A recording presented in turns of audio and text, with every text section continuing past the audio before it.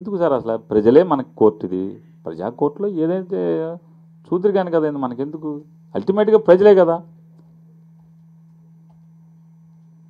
ఎవరైనా కులమానం ప్రజల తీర్పు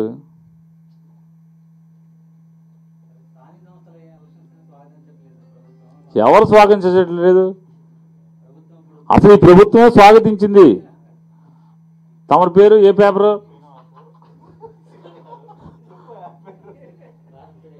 sir Bharat today TV channel Srinivas garu మీరేమంటున్నారు లోకల్ బాడీ అంటే మీకు భయమా ఎందుకు స్వాగతించట్లేదు పారిపోతున్నారు ఏంటి అని మీరు అంటున్నారు నేనంటున్నాను పారిపోయింది ఎవరు నిమ్మగడ్డ రమేష్ కుమారు చంద్రబాబు బృందం 2014 నుంచి 2019 దాకా ఎన్ని లోకల్ బాడీ ఎలక్షన్స్ ఖాళీలు ఉన్నాయి పూర్తి చేశారు ఏమైంది నీ నిబద్ధత ఏమైంది నీ నికార్సుతనం 2018 ఆఖరికి 2019 మొదట్లో ఈ టర్మ్ అయిపోయి ఎలక్షన్లు పెట్టాల్సిన పరిస్థితి ఉంటే నువ్వెందుకు పెట్టలేదు ఎవరిని అడగాలి అసలు పడేసి ఎలక్షన్ వస్తున్నప్పుడు ఈ లోకల్ బాడీ ఎందుకు మేము అడగాల్సిన పని ఏముంది జగన్మోహన్ రెడ్డి గారి ప్రభుత్వం సంసిద్ధత తెలియజేసి లోకల్ బాడీ ఎన్నికలు పెట్టాలని చెప్పి నిర్ణయం తీసుకున్నది జగన్మోహన్ రెడ్డి గారి ప్రభుత్వం నువ్వు ఎప్పుడైతే కుట్రపూరితంగా ఒక నిష్పక్షపాతమైనటువంటి పాత్రలో ఉండాల్సినటువంటి నువ్వు నీచానికి ఒడిగట్టినప్పుడు విలువలకి పాత్ర వేసినప్పుడు మరి ముళ్ళును ముళ్ళుతోనే తీయాలి కాబట్టి ఎత్తుకడితోనే వెళ్తారు ఎవరైనా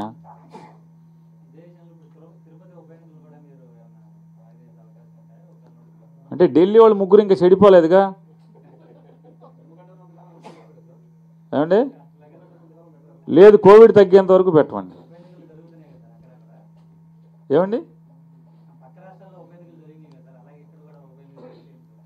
సరే నిమ్మగడ్డ వాయిదా వేసినప్పుడు పక్క రాష్ట్రాల్లో కూడా బోళం జరిగినాయి అప్పుడు ఏమయ్యా అసలు నీకు బుద్ధి ఉందా బుద్ధి లేదా నిమ్మగడ్డ గారు ఇట్లా ఏంటని ఒక్కరోజు శ్రీనివాస్ గారు భారత్ టుడే శ్రీనివాస్ గారు అడిగారా నన్ను నిలదీసినట్టు ఏదో మరి నిమ్మగడ్డ గారు అంటే బాగా మోజు మీకు నేనంటే లోకు మీకు కనపడుతున్నారా మీకు కనపడతలేదు కదా మరి నాకే కనపడిపోతే మీకన్నా కనపడాలి కదా నాకు కాకపోతే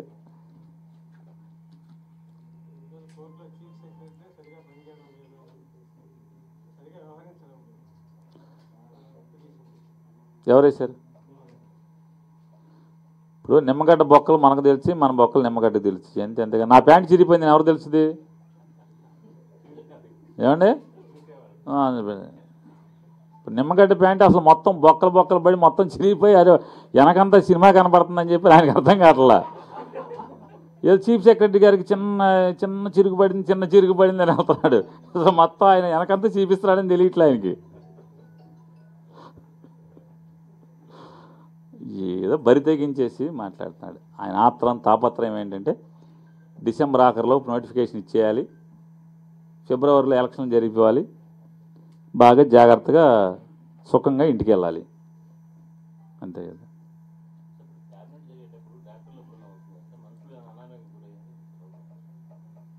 అనారోగ్యం ఎవరు లేరు మంత్రులు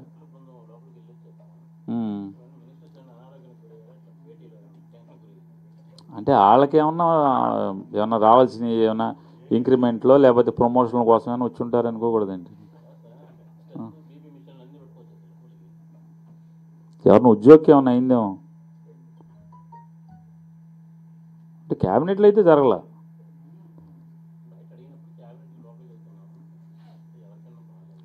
మోసుకెళ్ళేవాళ్ళుగా మీరు ఫోటోలు తీసేవాళ్ళుగా బర్రమని మామూలుగా అసలు ఎంపడ పడతా అంబులెన్స్ ఎంపడ కెమెరాలు వచ్చి పడేవాళ్ళు కదా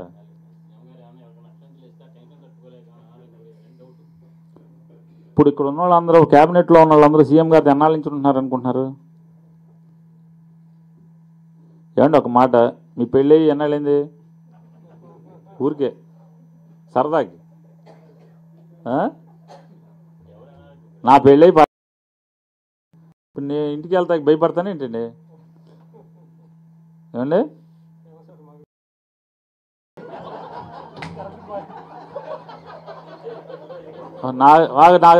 సార్ నా సంగతి మీకు తెలీదు. మీరు సంగతి, మీ పెళ్ళి ఎన్ని ఏళ్ళైంది?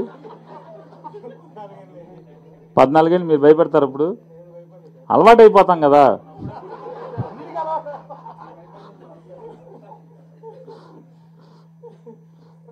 మాదంతా జగన్మోహన్ రెడ్డి గారిదంతా కుటుంబం, క్యాబినెట్ ఏముండదు.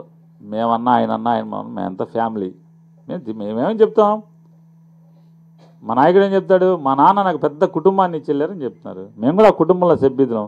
కుటుంబంలో సభ్యులు మీకు అన్న ఎన్ని బయట చెప్పడం కాదు, అసలు ఏముండదు అన్నా. సరే, చంద్రబాబు గారు లాంటి వాళ్ళు కొట్టుకుంటారు సార్. ఎన్టీ రామారావు గారి పిల్లలు చంద్రబాబు గారు, లేకపోతే వాళ్ళు తనుకుంటారు. ఇవన్నీ ఉంటాయి, మనకేం సంబంధం ఉంటుంది? ఇవన్నీ వెన్నుపోట్లు గిన్నుపోట్లు ఇవన్నీ అక్కడ మాంగారును పొడిచి, తోడళ్ళను పొడిచి, బామ్మద్దులను పొడిచి ఇన్ని అక్కడ. మీరు అవన్నీ అటు అలవాటు అయిపోయి ఇటు రిపోర్టింగ్ అయిపోయి ఇటు వచ్చేస్తున్నాయి. ఇటు లేదు ఇక్కడ, ఇదంతా